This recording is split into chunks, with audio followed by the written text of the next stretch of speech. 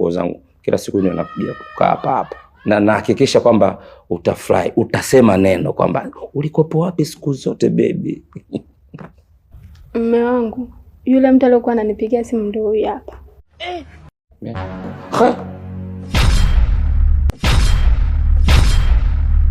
Bwana nyinyi. Nani alikuwa anakupigia simu? Jamani.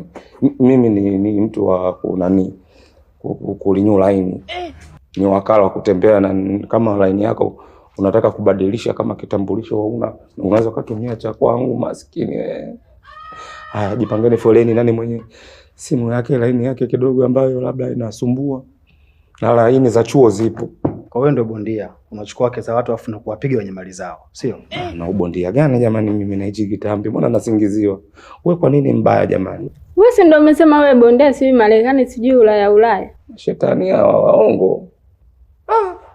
Yaani wakiamua kufanya vitu vyote shetani anakaa pembeni. Hapa shetani kashaondoka hapa, kabaki huyo hapa. Kweli mimi nakwambia.